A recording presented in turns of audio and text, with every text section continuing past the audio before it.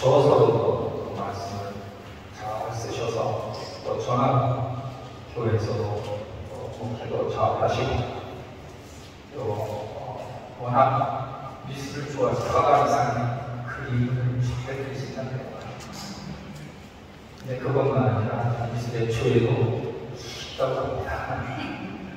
만나게만 아마 여러분에게 주본 말씀대로 말씀 살아있는 주님의 능력의 말씀 전해주실 겁니다. 아멘. 잘 받으시고 한번 전할 때마다 아멘 잘해야지. 맞지? 아멘? 아멘. 교회가 되는 부분이 있다면 아멘. 아멘하고 말씀을 받으셔. 아멘. 아멘. 최종건 목사님 나오시겠습니다. 할렐루야.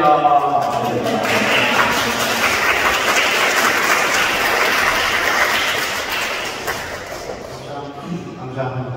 부족한데 여러분 만나게돼서 하나님을 감사합니다. 저를 초대해 주신 목사님 감사합니다.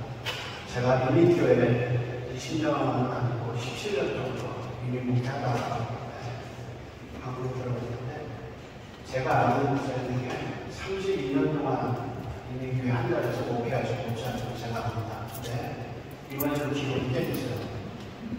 우리 목사님 34년 5년 목회하려고 해서 제가 정말 머리 숙여서 한 달에 지키기가 쉽지 않은데 저도 못 지켰거든요.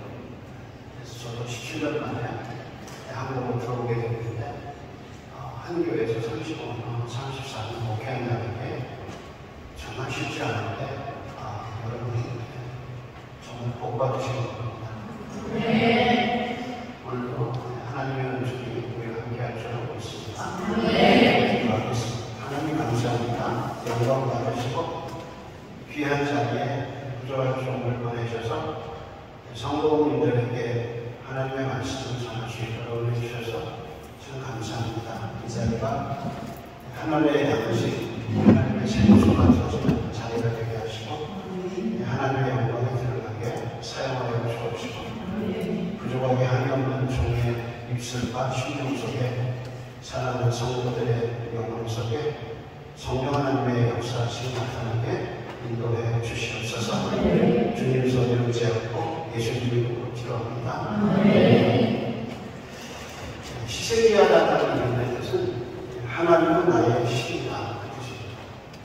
이름의 뜻이 굉장히 좋아요. 살아가면서 하나님이 내 신이다 생각만 해도 너무 좋은 거예요. 희생이하다는 뜻은 하나님은 내 신이다 그 뜻입니다. 근데 희생이하의 이야기를 듣기 전에 우리는 사람에 대한 성경의 시선을 명확하게 알아야 합니다. 성경은 사람을 높이지 않습니다. 오히려 사람의 얼마나 문제가 많은가 사람의 죄악을 낱낱이 드러내는 책이 성경입니다. 그래서 아담의 죄부터 의인이라는 노망까지 죄인이에요. 의인이라는 칭호를 받아서 동방의 의인이었던 노아까지 성경은 죄를 숨기지 않습니다. 우리가 아는 믿음의 조상 아브라함 때부터 우리가 신약의 베드로와 바울까지 그들이 얼마나 많은 죄인인가 하는 것을 성경은 아낌없이 드러냅니다. 이런 관점에서 히스기야의 이야기를 들을 때 그가 얼마나 위대한 인물인가에 있지 않습니다. 대신 하나님이 그에게 어떤 은혜를 베풀었는가 하나님의 관점에서 히스기야의 이야기를 살펴봐야 합니다. 먼저 열왕기서에서 히스기야 왕의 이야기는 18장에서 20장까지 3장 나옵니다. 그래서 20장에서 육회가 죽는 것으로 끝나서 분량으로 보면 히스기야는 3장입니다. 그런데 히스기야의 이야기 속에서 두드러진 특징은 그가 기도한다. 그는 전쟁을 2번 해요. 근데 이 2번 다 전쟁을 치르면서 기도해요. 그러니까 18장 전쟁 때 기도하고 19장도 기도하고 20장도 기도해요. 그러니까 생각해보세요. 열왕기서 저자가 히스기야 일기를 3장 썼는데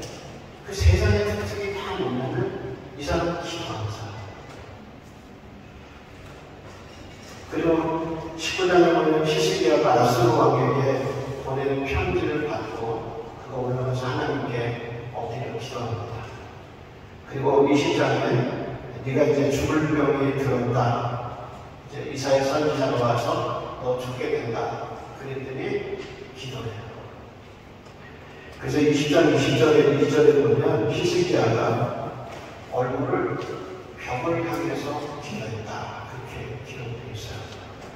제가 아는 한 벽을 향해서 기도하는 지도자는 성경에 이 케이스가 유일합니다. 다니엘은 창문을 열고 기도하죠. 공중 창문을 열고 예루살렘을 향해서 기도해요. 예수님이 뭐라고 하셨냐면 너는 골방에 들어가서 문을 닫고 기도하라고 했어요. 근데 성경 어디에요? 벽을 향해서 기도했다는 말은 히스기야가 기도해요. 이 벽을 향해서 기도했다는 말이 뭐냐? 길이 없다는 거예요. 벽은 길이 없어요. 그래서 벽을 향해서 있다는 말은 뭐냐? 길이 없다는 거예요. 우리가 감옥에 갇혔다는 말이 뭐냐면 사방의 벽으로 들어섰다는 말이잖아요. 그러니까 히스기야가 뭐 죽는다, 길이 없는 거예요. 그래서 어떻게 했냐? 벽을 향해서 기도했어요. 따라서 근데 한마디로 길이 없는 그 길 속에서, 벽 속에서 그냥 하나님의 길을 가요. 기도에 대한 본질적, 우리는 여기서 벽을 향해 있는 히스기야의 이 모습 속에서 기도에 대한 본질적인 질문을 해야 도대체 기도가 뭐냐? 성경은 기도에 대해서 뭐라고 생각하느냐, 뭐라고 말하는가 하는 기도의 본질에 대해서 생각하게 됩니다. 우리가 중생하잖아요. 우리가 예수님을 마음에 영접하고 성령의 역사로 중생하는 모든 자는 두 가지 현상이 일어나요. 첫째가 뭐냐면 성경이 이루시고, 중생한 모든 사람은 성경이 이루고 싶은 이유가 뭐냐면 그 말씀이 내 속에 들어왔기 때문에. 전에는 거짓말이었고 믿어지지 않았는데 너희가 항상 있는 살아계신 하나님의 말씀으로 거듭났거든요. 그러니까 그 말씀이 내 입 속에 들어와서 나를 변화시켰기 때문에 그 말씀이 그림이에요. 그래서 중생한 모든 사람은 성경을 읽으면서 생수가 되고 만나가 되고 이게 생명이 되는 거예요. 그래서 중생한 사람의 특성이 뭐냐? 첫째, 성경이 읽어요. 두 번째 특징은 말하고 싶어요. 누가? 하나님. 그래서 기도는 중생한 사람이 그 중생의 결과로 마음, 영혼 깊은 곳에서 일어나는 현상이 바로 기도예요. 그래서 사도행전 9장에 보면 다메섹에서 사도 바울이 주님을 부활한 주님을 깨지잖아요. 그때 하나님 부활하신 주님이 누구에게 나타나면 아나니에게 나타났어요. 그래서 아나니에게 또 집가에 있는 사울에게 찾아가라 그러면서 뭐라고 하셨냐면 저와 기도하는 중이다 그랬어요. 그러니까 그가 중생하고 나서 부활하신 주님을 만나고 나서 일어난 첫 번째 현상이 뭐냐? 기도하고 싶은 거예요. 그래서 그 기도했어요. 근데 그 기도를 누가 알고 있었냐? 주님이 알고 있었어요. 그래서 아나니아께도 중생한 사울이 기도하고 있다고 얘기하신 겁니다. 제가 이렇게 얘기드리면 아마 여러분 가운데서 목사님 기도는 기도가만 있는 게 아니잖아요. 불교에서는 어떻게 해요? 기도하는 그 사람의 기도는 우리보다 더해요. 우리는 무릎 꿇고 기도하고 막 엎드려서 기도할 때도 있고 그렇지만 이분들은 어떻게 해요? 저랑 보세요. 일단은 못 꺼져요. 앞으로 못 꺼져요. 그리고 손 쭉 내밀어요. 다시 올려요. 그리고 또 앉아서 또 다시 일어나요. 정말 그 기도의 정성은 말할 수 없어요. 맞아요. 기도가 기도에만 있는 게 아니에요. 무슨 말을 보세요. 그리고 우리가 안 하는 불교 보세요. 기도는 모든 종교의 특성이에요. 그래서 어쩌면 우리보다 더 기도를 열심히 해요. 서울 근교의 한 사찰에 인터넷 게시판에 기도에 대해서 써 있어요. 이제 불교에 관심 있는 사람들이 인터넷에 들어와서 불교에 대해서 이제 관심이 있는데 거기 그렇게 써 있어요. 잘 들어보세요. 기도가 무엇인가? 다 이제 절에 가서 내용이에요. 기도는 신에게 복을 얻거나 절대자를 통해서 기적을 이룬다기보다는 자신의 마음을 다스리기 위한 방법이다. 기도를 한다는 것은 자신의 마음에 집중하고 평안과 위로를 얻음으로 육체적으로 건강한 상태를 유지할 수 있고 어려울 때는 뭔가를 의지함으로 정신적으로 평안한 상태를 되찾게 해준다. 맞죠? 그렇죠? 어려울 때 의지하고 정신적으로 평안을 얻게 해주고요. 기적을 추구하는 게 기도가 아니라고 얘기했어요. 그래서 그 게시판에 기도의 방법을 3가지로 얘기했어요. 잘 들어보세요. 기도할 때 3가지 자세를 말했는데, 첫째는 믿음이 중요하다. 두 번째, 참회하는 마음이 필요하다. 세 번째, 원망이나 미움을 갖지 말고 대신 자비의 마음을 갖는 게 중요하다. 어디에 써 있어요? 불교 게시판에 써 있어요. 여기서요, 참회라는 말을 회개라는 말로 바꾸면 똑같아요. 기도할 때 믿음 중요하다. 회개하는 마음을 가져라. 미워하는 마음을 버려라. 이게 불교 게시판에 나오는 4차의 기도의 내용이에요. 그러면 교회에서 얘기하는 기도하고 불교에서 얘기하는 4차에서 얘기하는 기도가 같은가? 근본적으로 달라요. 왜 다른가? 저는 아미니지스트입니다.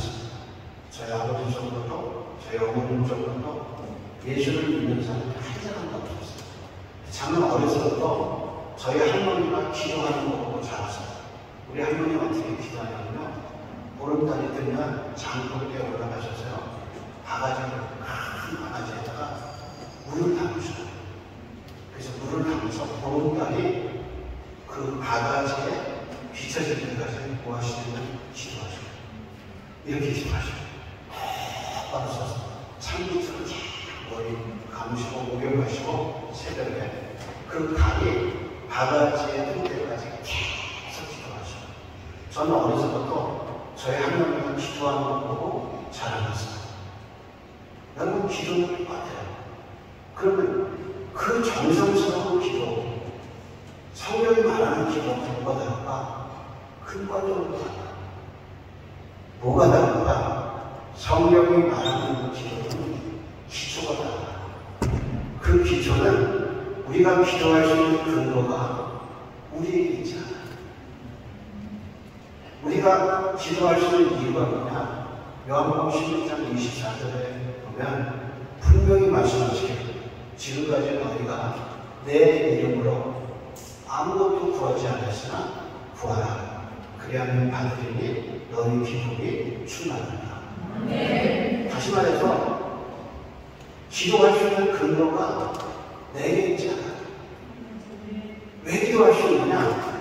예수 그리스도의 이름이 있기 때문에. 이거를 히브리 저자가 예수님의 피공로를 의지해서 히브리서 4장 15절 16절에 뭐라고 말하냐면 이렇게 얘기했어요. 우리에게 있는 대제사장은 우리의 영향력을 동정하지 못하는 가 아니고 모든 일에 우리가 똑같으시되 그 다음 말이 죄는 없으신다. 그리고 그 다음 말이 뭐냐? 긍휼하심을 받고 때를 따라 도우는 은혜를 얻기 위하여 은혜의 보좌 앞에 담대히 나아갈 것이다. 그러니까 16절에 긍휼하심을 얻고 때를 따라 도우는 은혜를 얻기 위하여 보좌에 나갈 수 있는 게 뭐냐? 긍휼이기 때문에. 그럼 그 긍휼이 뭐냐? 우리에게 있는 대제사장. 다시 말해서 그리스도가 우리를 위해서 피 흘려 죽으셨기 때문에 그 피공로를 의지해서 하나님께 담대히 나갈 수 있다. 그게 불가나 모하мет의 종교하고 우리 기독교가 다르지. 그래서 프랑스 학자 자크 에르이 기도에 대해서 이런 이야기를 했어요. 이렇게 썼습니다. 우리의 기도가 우리의 기도를 가치 있게 해주고, 기도되게 해주는 것은, 우리의 기도가 가치가 있고, 기도가 되게 해주는 것은 우리 내면의 성향이나 열정 혹은 지혜가 아니라 바로 하나님 자신이다. 그러니까 내가 열정이 있고, 내가 성결하게 살았고, 내가 하나님을 떳떳하기 때문에 그것이 기도가 근거가 절대로 될 수 없다. 기도가 될 수 있는 게 뭐냐? 하나님 자신이 주셔요. 그래서 기도의 유일한 기초는 뭐냐? 예수가 죽으셨기. 이게 우리 기도의 기초예요. 그래서 맨 마지막에 우리가 어떻게 기도해요? 예수님의 이름으로 기도합니다. 내 공로가 아닙니다. 그래서 기도가 성립되려면 논리적으로 변증학적으로 기도가 성립되려면 세 가지 조건이 맞아야 돼요. 첫째, 하나님이 있어요. 만약에 하나님이 안 계시면 우리가 기도할 이유가 없는 거예요. 그래서 기도를 논리적으로 생각해보면 첫째는 하나님이 실존에 계셔야 기도가 가능해요. 그래서 하나님이 존재하지 않으면 기도할 이유가 없는 거예요. 두 번째 조건이 있어요. 나하고 관계가 있어요. 다시 말해서 하나님이 계셔야 하는 것도 중요하지만 그 하나님하고 나하고 무슨 관계가 있어야 돼요. 예를 들어서 내가 백악관에 전화를 한다고 해요. 청와대에 전화를 한다고 해요. 전화번호는 인터넷에서 딸 수 있어요. 그래서 전화해요. 문제는 대통령이 내 전화를 받을 거냐고. 그러니까 아무 관계가 없으니까 전화번호는 아는데 전화가 안 되는 거예요. 왜? 뭐가 없어요? 관계가 없어요. 그러니까 우리가 하나님 살아계신데 그 하나님과 내가 뭐가 있어야 돼요? 관계가 있어야 돼요. 그게 기도의 전제 조건이에요. 세 번째 조건이 뭐냐? 뜻에 맞아야 돼요. 내가 대통령에게 전화하거나 백악관에 전화해서 미국 법이나 한국 법에 맞지 않는 걸 부탁하면 들어주겠지 않겠어요? 안 되는 거예요. 그래서 기도의 세 가지 조건이 뭐냐? 그것은 하나님과 내가 아무리 관계가 적어도 내 기도가 그분의 성품과 그분의 말씀에 맞아야 되는 거예요. 이 세 가지가 기도의 전제 조건이에요. 그래서 기도가 가능하기 위해서는 하나님의 실존, 하나님과의 관계, 하나님의 뜻, 이 세 가지가 있습니다. 그래서 여러분 예수님이 가르쳐준 주기도문을 보세요. 주기도문의 시작이 어떻게 돼요? 하늘에 계신 우리 아버지. 뭐예요? 하늘에 계신 분. 우리 아버지예요. 근데 하나님은 어떻게 우리 아버지가 돼요? 예수 그리스도의 피통입니다. 그러니까 예수님이 가르쳐준 주기도문에서 가장 중요한 건 뭐냐? 하나님이 실존하시고 하나님이 나하고 관계가 있고 그분의 뜻이 뭐냐? 하늘에서 이루어진 것 같이 땅에서도 이루어지리다. 그러니까 기도의 전제 조건이 다 어디에 들어있느냐? 주기도문이에요. 그래서 바울이 성경에 말하는 기도는 자기가 하나님이 자기 아버지가 되신 사람이 기도할 수 있는 거예요. 근데 그 다음 질문이 뭐냐? 그럼 어떻게 하나님이 내 아버지가 되느냐? 그거예요. 이 문제를 다른 사람이 뭐냐면 사도 바울이 로마서 8장에서 하나님이 어떻게 우리의 아버지가 된다에 대해서 이렇게 얘기했어요. 로마서 8장 15절인데요. 너희는 다시 무서워하는 종의 영을 받지 않고 양자의 영을 받았으니 그 다음 말이 뭐냐? 아빠, 아버지라고 부르십니다. 근데 이 부르짖는다는 말이 끝난 말에 크라조라는 말이에요. 이 크라조라는 말이 무슨 뜻이냐면은 크게 소리 집니다. 그래서 헬라어 해석에 보면 흥미있는 표현이었어요. 이 단어는 크게 소리 지를 때 쓰는 표현인데 헬라어 원어에 뭐라고 썼냐면 사전에 이건 내용을 알 수가 없어요.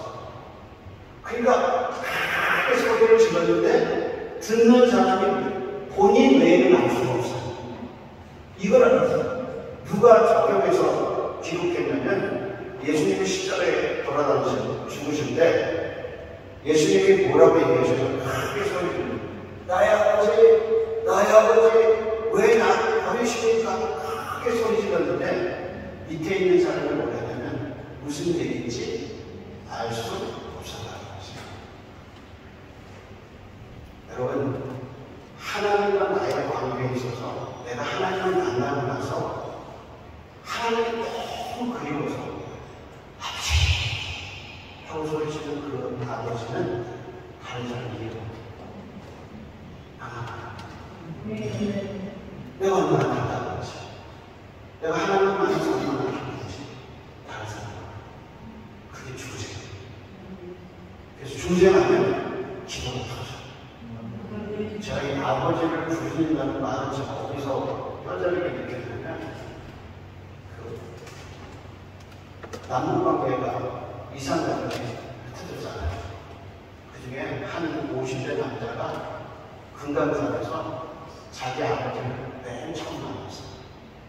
이 사람은 아버지가 드디어 사는데 어머니가 자기를 은퇴하고 이민을 끌려갔어요.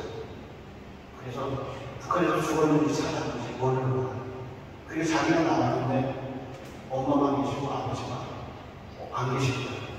그래서 중학교 때, 고등학교 때 자기 친구 중에 우리 아버지가 나 때렸어. 우리 아빠 비가 죽겠어. 그러면 자기를 때려줄 아버지가 너무 그리워.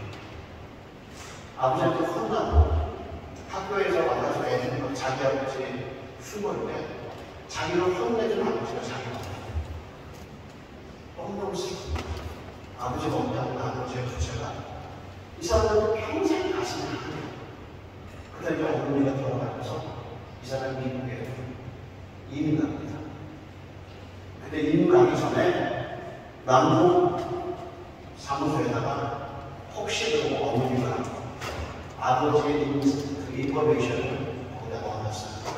근데 미국 가서 어머니 돌아가시고 미국 가서 자기가 사는데 어느 날 한국 정부에서 연락이 온 거예요. 아버지가 너를 찾는다. 그래서 남북 사무소에서 금강산 병원소에서 이 아들이 아버지를 만나는 장면이 아들이 아버지를 모자를 쓰면서 아버지는 하늘이 휘쳐요. 너무 나이가 많아서 이렇게 길에서 있어요. 55분, 60분 아들이 아버지를 부르는데요. 한마디도 못하고 뭐만 부르는 거예요. 아버지, 아버지, 아버지, 아버지, 아버지, 아버지. 얼마나 그러고 싶어. 얼마나 외치고 싶어. 그게 뭐냐? 그러죠. 내 아버지. 죽은 자 같은 내 아버지를 처음 만나. 내 아버지. 그게 그러죠. 그러니까 우리가 중생하고 하나님을 만나서 천지를 지신 아버지, 나를 지신 아버지를 만나고 너무 기뻐서 아버지, 아버지 부르는 게 기도의 기초예요. 그래서 양자의 영혼을 가진 모든 사람은 가슴에서 하나님을 알게 되고 하나님을 아빠, 아버지라고 부르는 거예요. 그런데 히스기야의 기도 속에 나타나는 비밀이 뭐냐면 이 철저하게 하나님 아버지를 의지합니다. 그래서 히스기야가 아스로와 전쟁을 주관하는데요. 첫 번째 전쟁은 아스로 왕이 요구하는 전쟁 대상을 다 물려줘요. 그래서 돌려버려요. 근데 두 번째 초청을 왔어요. 그럴 때 그까지 모든 걸 다 거기서 나눠줬는데 그래서 18장, 19장, 22장의 전쟁 이야기인데 이 기록의 특성이 뭐냐면 전쟁 이야기가 나오는데 실질적으로 전쟁하는 건 하나도 안 나와요. 칼날 싸움 얘기 하나도 안 나오고 이 전쟁의 특성이 뭐냐면 심리전이에요. 그래서 이 전쟁에서 전쟁의 기록을 얻는 것이 재미있어요. 그래서 어떻게 했냐? 편지를 적이 보내서 그 편지를 가지고 히스기야가 성전에 올라가서 기도하고 그래서 적은 코앞에 있는데 적을 상대할 아무 능력이 없고 군사는 없고 그리고 적을 이길 수 있는 아무 도구도 없어서 뭐라고 얘기했냐면 내가 해상할 힘이 없습니다 라고 얘기해요. 그래서 이 전쟁의 특성은 뭐냐면 실제 전쟁을 하지 않는데 계속 어떤 전쟁을 하냐면 심리적 전쟁을 계속해요. 사탄은요 우리의 심리를 너무 잘 알아요. 그래서 사탄은 우리를 돕기 전에 먼저 우리의 감정선을 타치하고 들어가요. 그래서 내가 어디가 약한지 어느 부분이 약한지 전쟁하지 않아요. 뭐 하냐면 내 심리선을 탁 건너요. 그래서 나라가 어떻게 하냐 엄청 걱정합니다. 엄청 두려워합니다. 그러니까 내가 어떤 사람의 말이나 어떤 소식을 듣고 두려움에 사로잡히고 염려가 되고 두려움이 생기는 그 자체가 뭐냐면 히스기야를 공격한 적들의 심리전과 똑같습니다. 그래서 많은 사람이 심리전에 넘어져. 그래서 심리전은 적들은 우리에게 감정에 매달리게 하고요. 결국은 현실에 목마르게 해서 누구를 못 보게 하냐면 하나님을 못 보게 해요. 그래서 진리는 뭐냐? 하나님이 살아계시고 그 하나님이 나를 사랑하시고 나의 아버지가 되셨다는 것이 명확한 진리인데 감정에 휘잡히게 되고 두려움에 빠지게 되면 그 진리를 자꾸 잊어버려요. 그리고 뭐에 빠지냐? 감정에 팍 빠지게 됐어요. 그래서 C.S. 루이스가 스크루테이프라는 책을 썼는데 그 책의 16가지 중에 7번째가 기도에 관한건데 스크루테이프에서 사탄이 우리 성도들을 어떻게 공격하는가를 너무 잘 표현했는데 이렇게 표현했어요. 잘 들어보세요. 여기서 말하는 함이라는 기독교인을 의미하고요. 적은 하나님을 의미해요. 한번 잘 들어보세요. 내가 선배 마귀가 후배 마귀한테 조언해 주는 거예요. 이렇게 얘기했어요. 네가 경계하는 것은 환자가 기독교인이에요. 현세의 일에 원수에게 순종하는 기회를 삼게 되는 것이다. 어떻게 해서든지 세상을 목적으로 만들고 믿음을 수단으로 만드는데 성공한다면 환자를 다 잡아놓은 것이나 마찬가지다. 집회, 팜플렛, 강령운동, 대의연근, 개혁운동 따위를 기도나 성례나 사랑보다 더 중요하게 하는 인간은 우리의 발이나 다름없다. 종교적인 것으로 더욱 그리하다.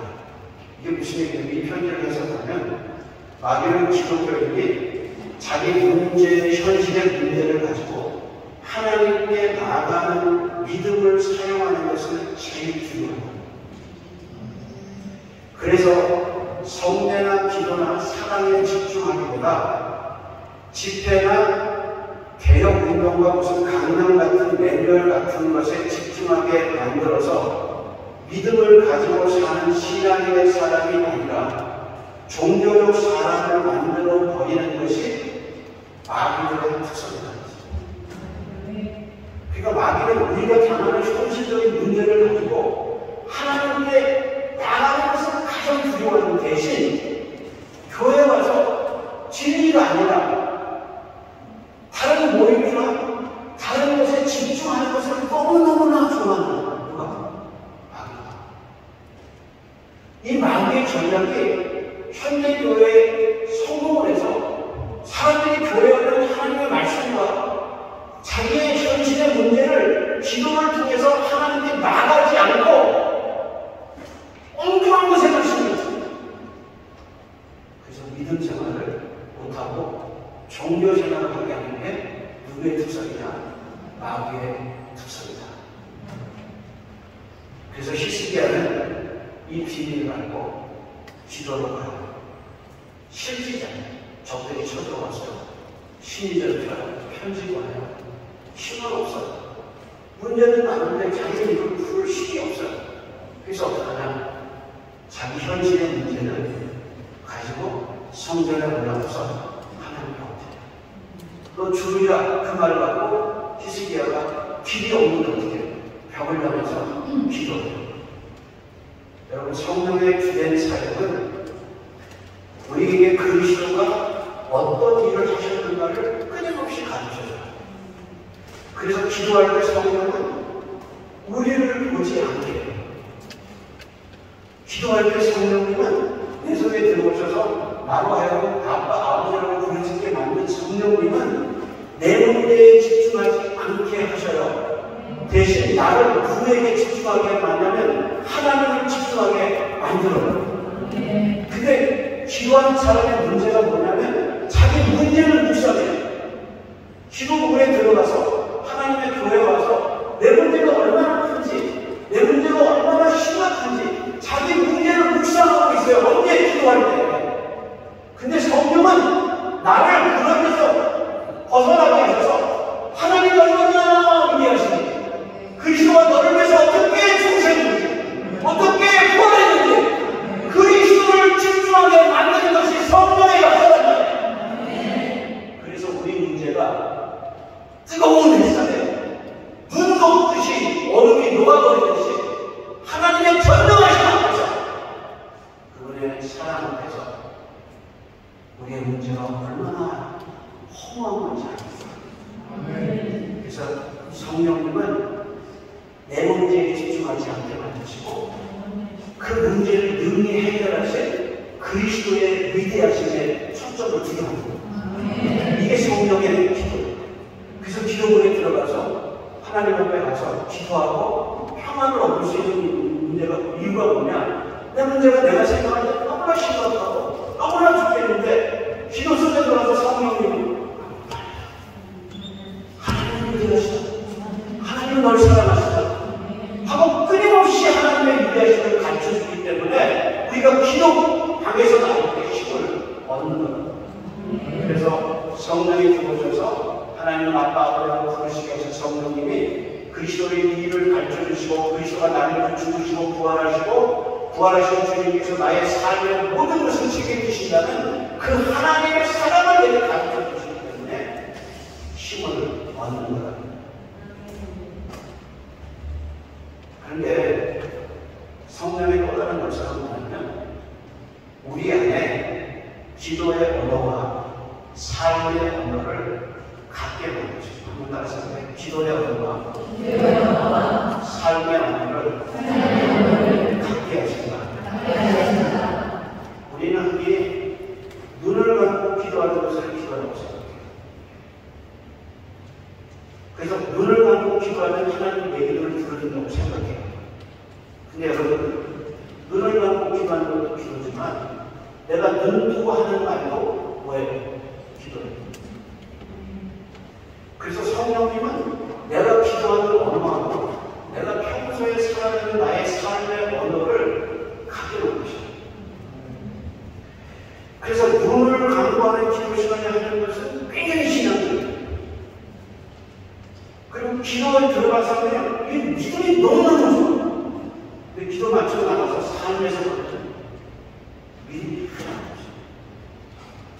그래서 우리가 기도 속에 들어가서 하는 언어하고 내가 살면서 하는 언어가 너무 다를 때 성경이 잠언서에서 뭐라고 했냐? 잠언서 21장에 보면 20장에 10절에 이런 말이 있어요. 한결같지 않은 저울처럼 한결같지 않은 배는 여호와께서 미워하시는 것이다.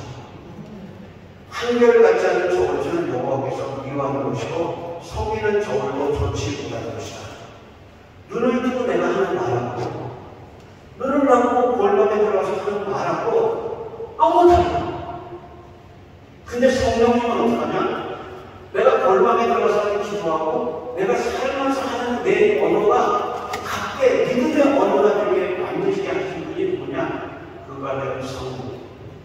그래서 여러분, 눈을 뜨고 하는 기도가 눈을 감고 하는 기도만큼 좋아요.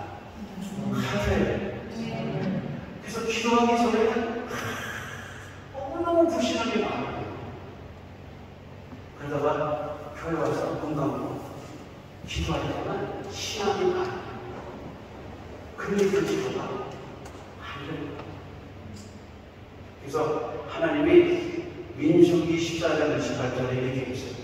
너희 말이 내 귀에 들리고 내가 너희에게 행하리라. 그러니까 너희 말이 내 귀에 들린 대로 행하리라. 이 말은 기도풀에서 한 말도 되겠지만 기도하기 전에 나의 언어도 하나님 부르십니다. 따라서 성령 하나님이 우리의 언어를 나누지 않으셔요. 내가 하는 언어를 보셔서 내가 기도하기 전에 언어와 기도 속에 하는 언어가 그게 믿음이에요.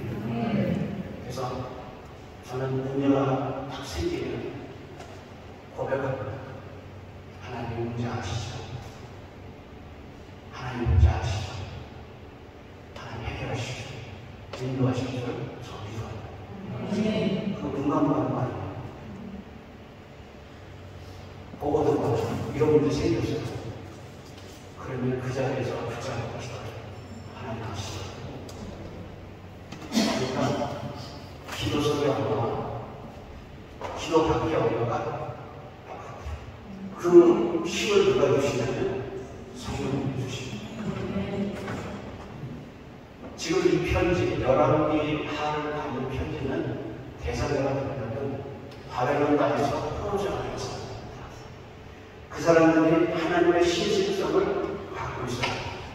그래서 이사야 38장이 히스기야가 병에서, 지금 열왕기 20장에 병에서 걸렸을 때 똑같은 내용이 이사야 38장에 나오는데 거기서 뭐라고 얘기해요?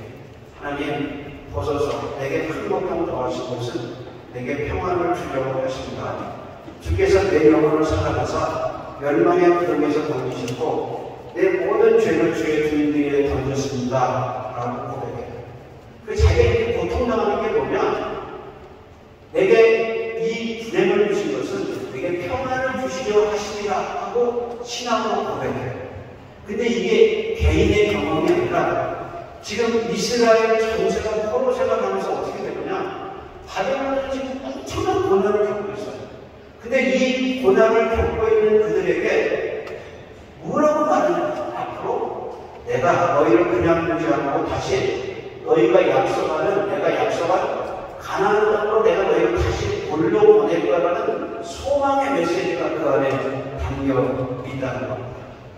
따라서 성경은 우리의 유익을 위해서 기록되어 있습니다.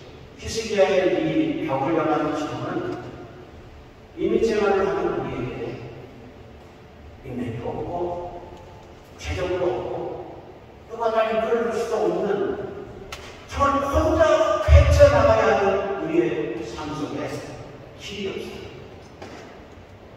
근데 우리에게 그 벽 속에 하나님의 길이 있다는 가르쳐주는 역사적 사건이 기도입니다. 그래서 우리는 기도 밖에서의 언어와 기도 안에서의 언어와 교회에서의 언어와 가정에서의 언어가 성령의 역사로 내 귀에 들린 대로 행하시는 하나님 앞에 정말 기도로 나가는 저와 여러분에게를 소망합니다. 기도 다시 기도는 우리의 소망입니다. 기도하겠습니다. 여러분 가운데 벽을 만난 사람이 있을 겁니다. 아무도 내 마음을 몰라요. 아무도 내가 하나님을 이끌어줄 사람이 없어. 네가 죽으리라 하는 말처럼 죽을 수밖에 없는 상황 속에 길이 없는 분이 있을 겁니다. 근데 길은 하나님이 내주십니다. 오늘 벽을 향해서 서 있는 내게 생명은 기도입니다. 왜냐하면 기도는 하나님의 내 아버지가 되셨기 때문입니다. 예수님이 나를 위해서 죽으셨고 그분의 복음 안에 내가 하나님의 아들아 하나님의 자녀가 되었기 때문입니다. 지금까지 나의 길을 인도하신 하나님께서 앞으로도 여러분을 인도하실 줄 믿습니다.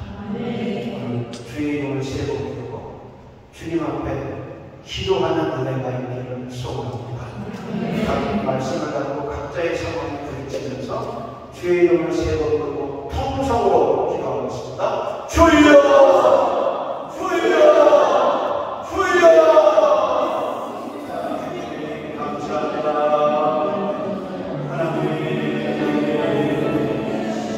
하나님 평소에 섰습니다. 강가에 섰습니다. 바다 가운데 섰습니다. 하나님, 내 하나님, 내 아버지여, 아버지, 기도가 살아나게 인도하여 주시고 감정이 아니라 진리에 붙잡게 하여 주셔서 아빠 아버지와 잡을 수 있는 성경님을 주신 하나님을 바라보게 하여 주시옵시고 그래서 죄를 묵상하게 하고 이제 하신 하나님을 묵상하는 시간이 되게 하시고 하나님의 수고함을 받는 시간이 되게 주여 역사하여 주시옵소서. 주여 역사하여 주시옵소서. 하나님의 신경력을 도와여 주시옵시고 하나님 성도들에게 하나님의 성령의 충만함을 안겨주시옵시고 아버지 우리 가운데 주여 역사하여 주시고 도와여 주시옵소서.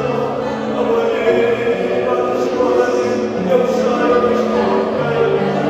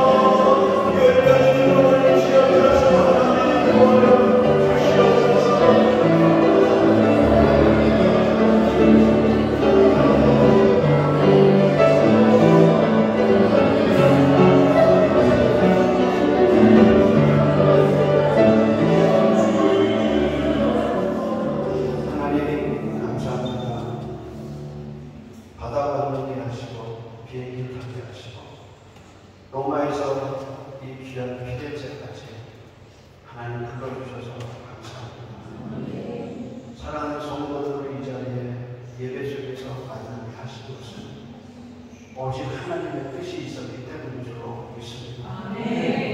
하나님 주신 말씀이 하나님의 영광을 드러내게 하시고 무덤에 있는 자가 아들의 음성을 들을 때가 오나니 듣는 자는 살아난다 하신 말씀처럼 하나님의 말씀을 듣고 살아나는 역사를 있게 하여 주시옵소서. 믿음이 회복되고 기도가 회복되고 문이 열리고 길이 열리는 귀한 시간들에 역사하여 주시옵소서. 35년, 34년 이 강단을 지킨 목사님에게 성령님의 기름 부음이 사모님에게 그리고 사랑하는 교회에 섬기는 모든 이들에게 성령 하나님의 기름 부음이 넘치게 하여 주시옵소서. 하나님의 역사가 일어나는 하나님의 역사가